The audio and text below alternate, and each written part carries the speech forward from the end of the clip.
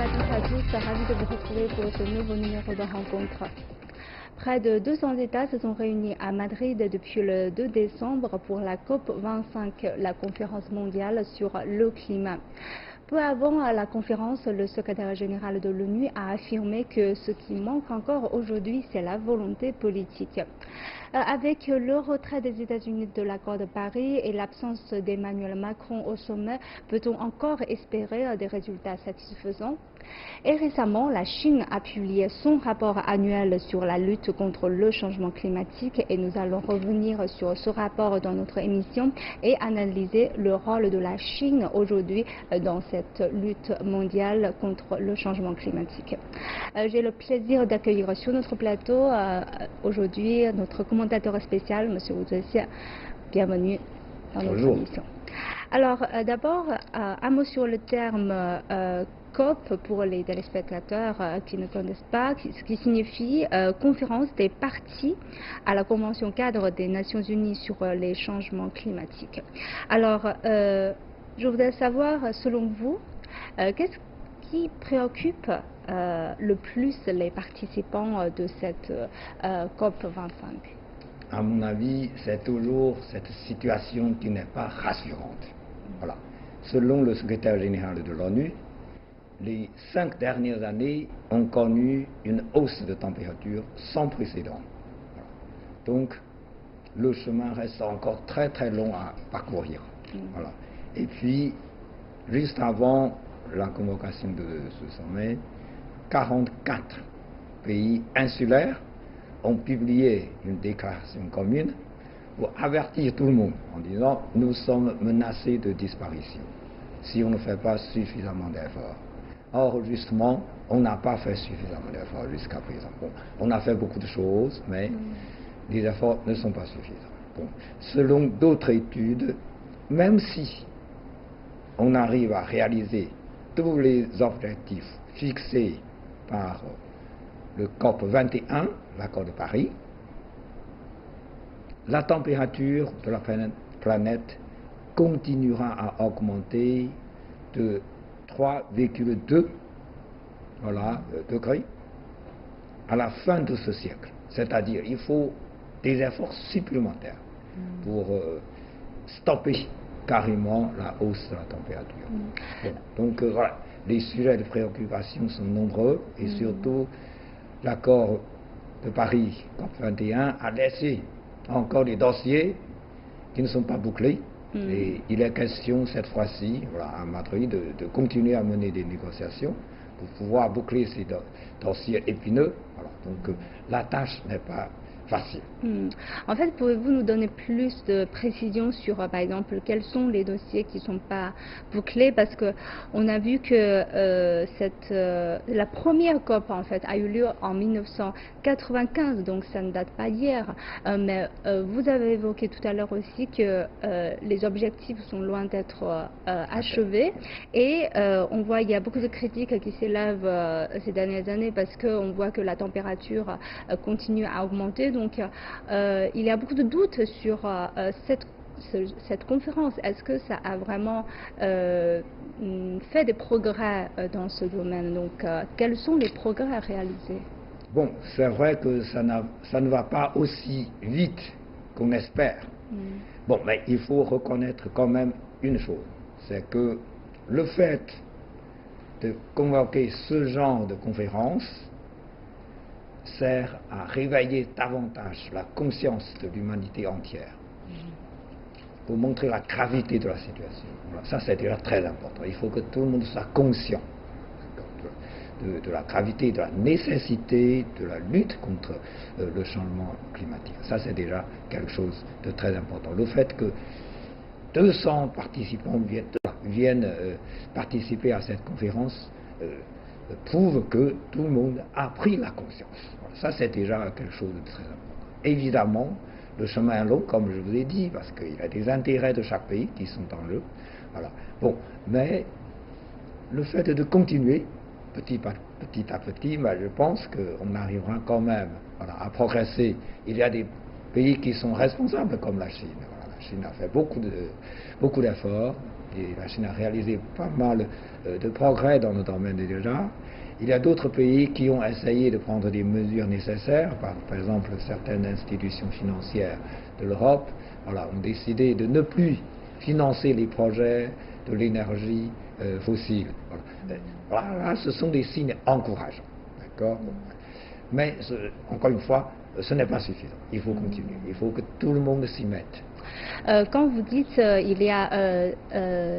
il faut réveiller la conscience, je pense aujourd'hui on voit dans le monde, non seulement en Chine mais un peu partout dans le monde, il y a beaucoup d'activités des jeunes ou des organisations en fait justement pour réveiller la conscience du public, mais aujourd'hui on voit que cette conscience est là, mais selon le secrétaire des Nations Unies, on voit aussi, il a dit que ce qui manque encore, c'est la volonté politique. Et on voit qu'il y a beaucoup de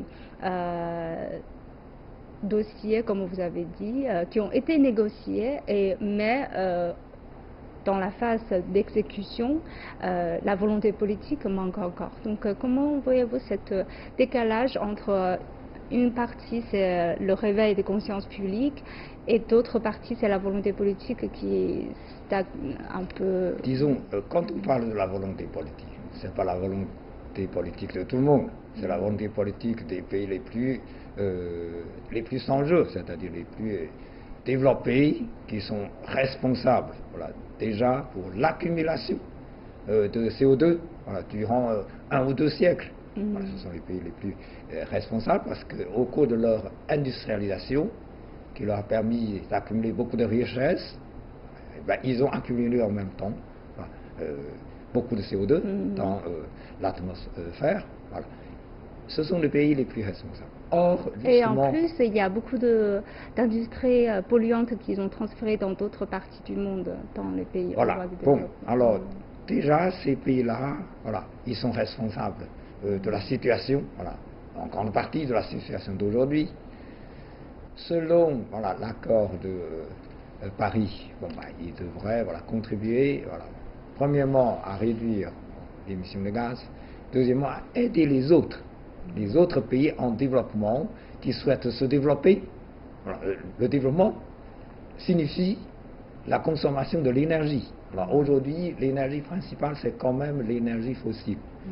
Les pays développés ont cette responsabilité d'aider les pays en développement à se développer, mais tout en évitant davantage de consommation de l'énergie fossile. Il faut les aider à utiliser plutôt l'énergie propre. Vous savez, pour les pays en développement, financièrement, ça coûterait très cher. Donc il faut que les pays développés apportent leur contribution. D'accord ? Et puis il y a un autre aspect, c'est que dans certains pays, comme aux États-Unis, les États-Unis se sont retirés de l'accord de Paris, parce qu'ils n'ont pas voulu maintenir un équilibre, justement, entre le développement économique et la lutte contre le changement climatique. Et Trump voulait encore revenir sur l'énergie fossile. Oui, surtout pour lui, ce sont les intérêts économiques à court terme qui comptent.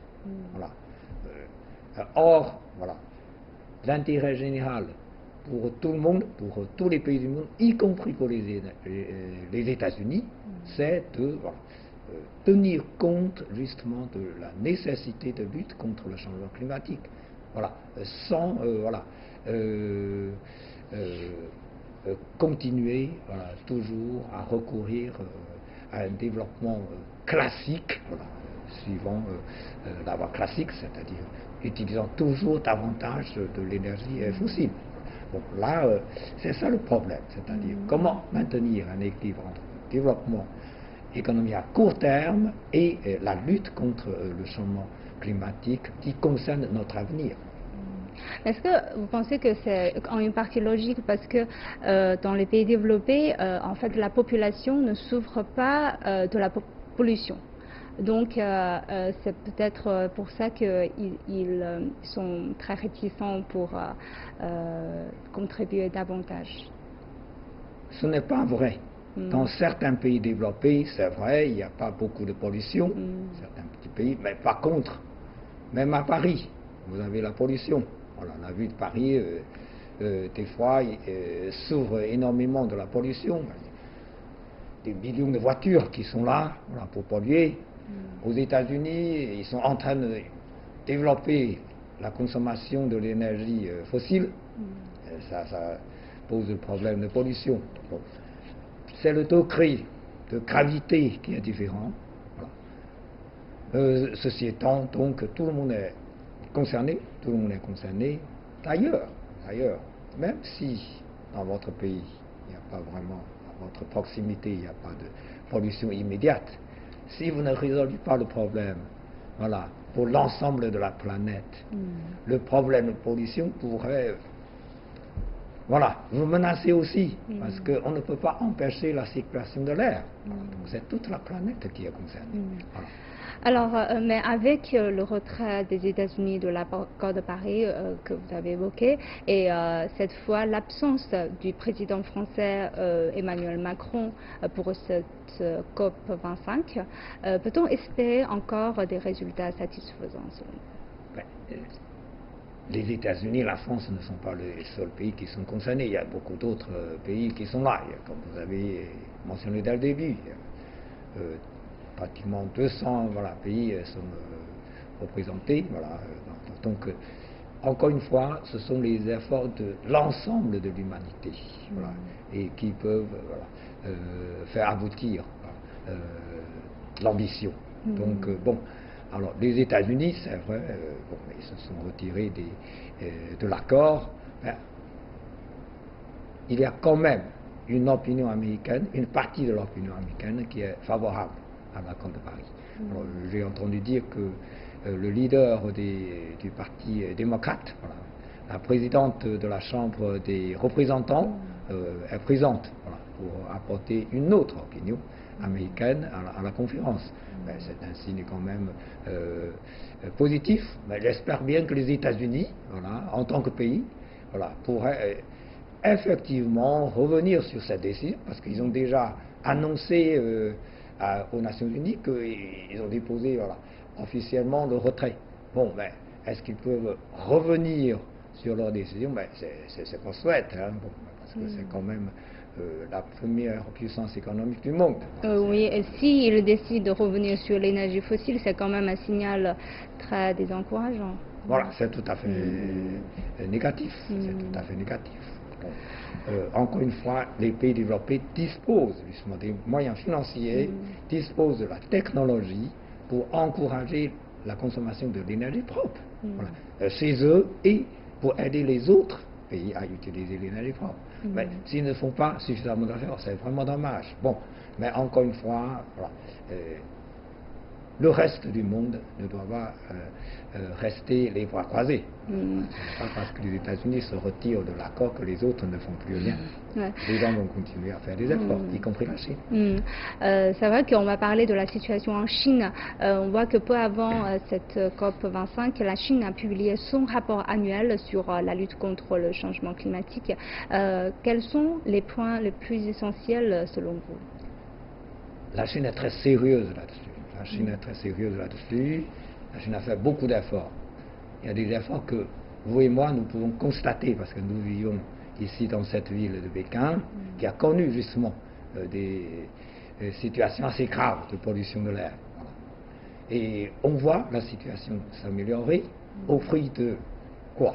Au prix de fermeture de nombreuses usines. De nombreuses usines. Vous pouvez imaginer, voilà.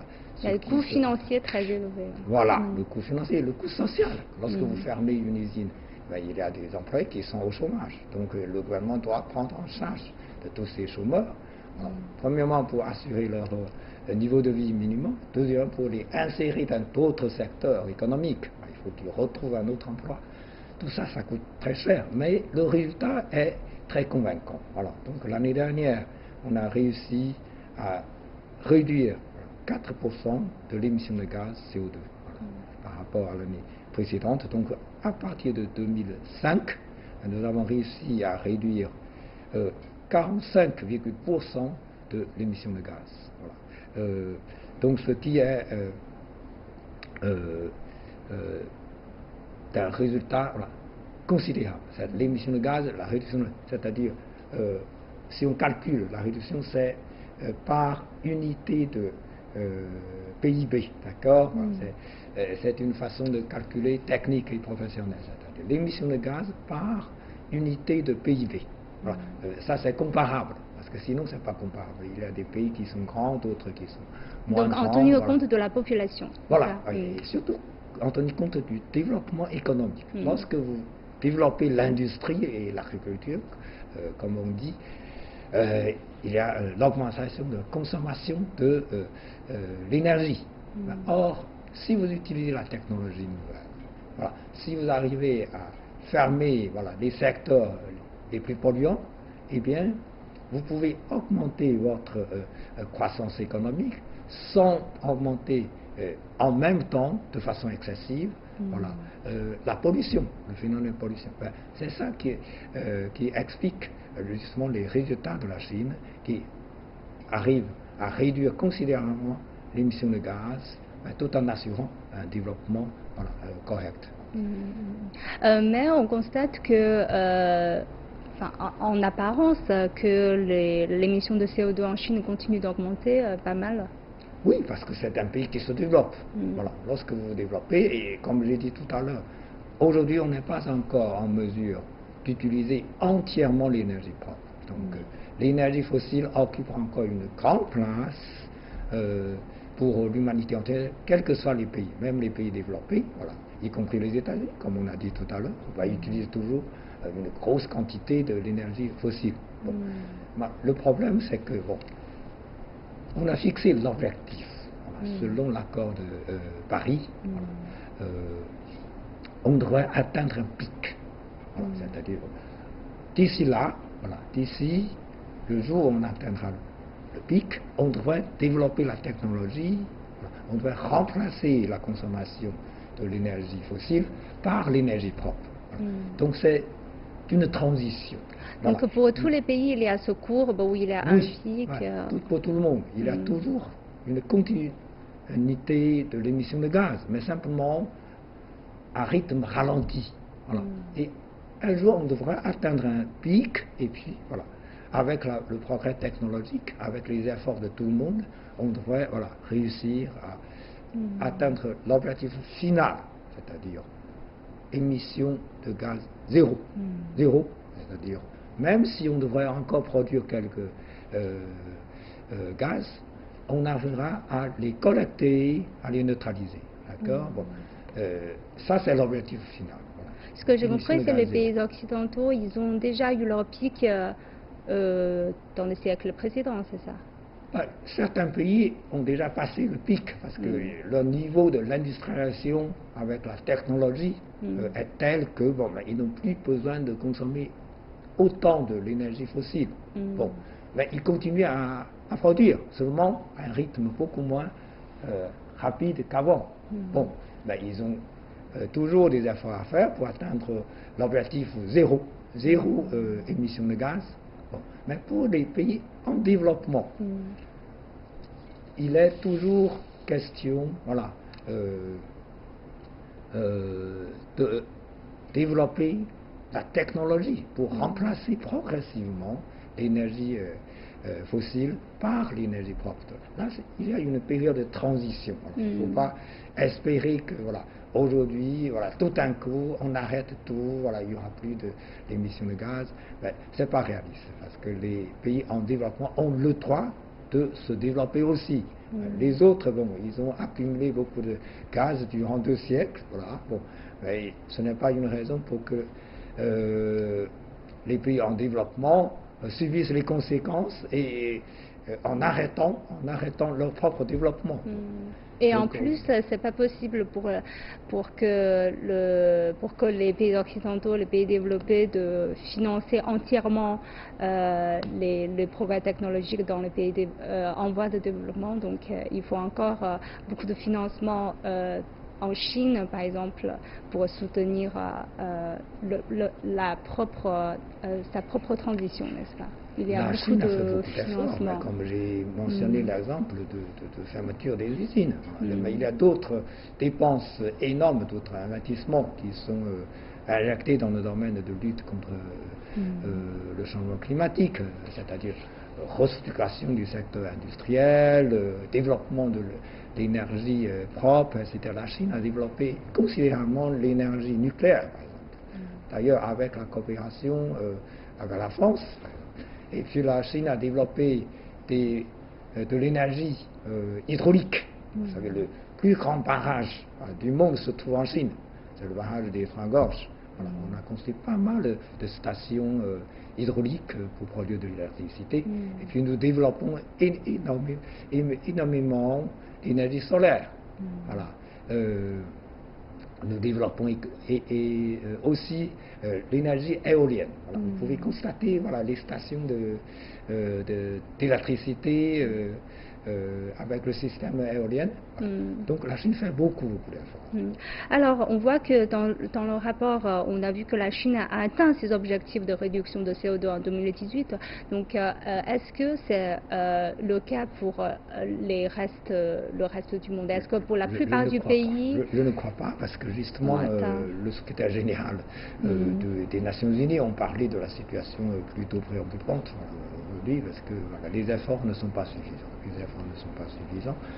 Surtout, alors, normalement, selon l'accord de Paris, les pays développés devraient apporter 100 milliards de dollars pour aider les pays en développement. Aujourd'hui, on n'a pas vu le montant, à la hauteur de la promesse. Voilà. Donc ça, c'est déjà un gros problème. Et puis bon, si on n'arrive pas à atteindre l'objectif de l'accord de Paris, alors après 2020, alors est-ce que les autres pays en développement devraient subir toujours les conséquences de l'insuffisance des efforts précédents?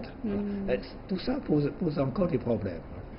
On voit que dans un article, donc comme vous avez dit tout à l'heure, cette manque de volonté politique de la part des pays occidentaux, et on a vu, c'est vrai qu'il y a dans les médias occidentaux qui affirment que le succès de la COP25 et la réalisation des objectifs de l'accord de Paris dépend en grande partie de la Chine.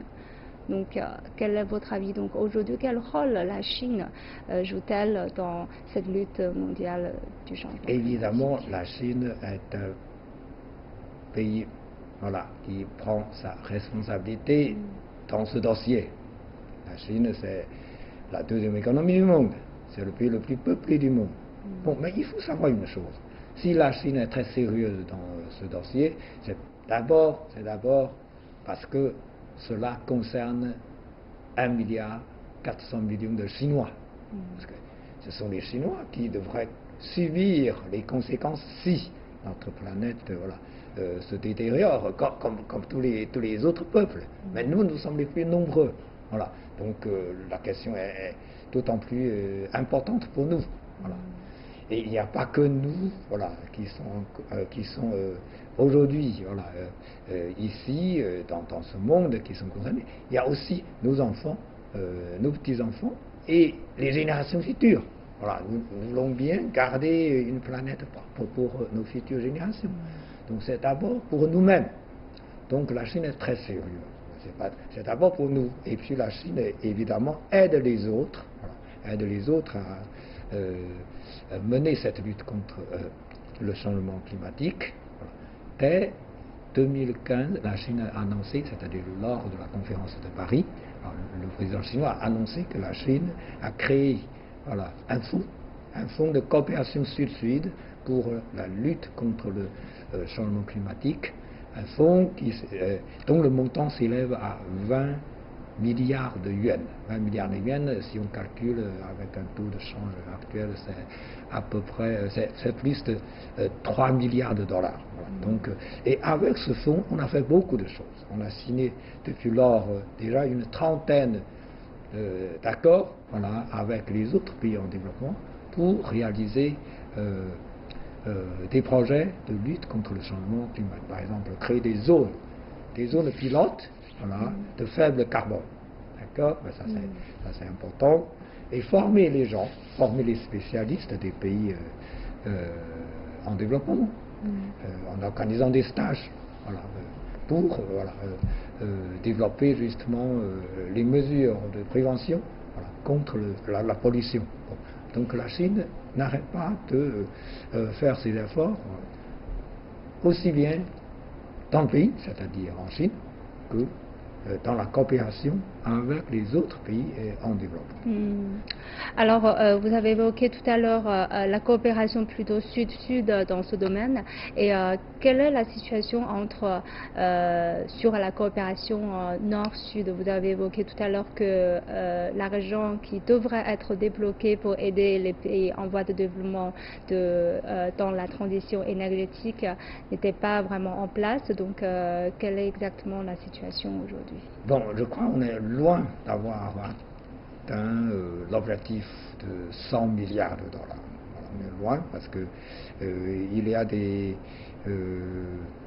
budgets qui ont été avancés, mais sous différents titres, mais qui désignent la même somme.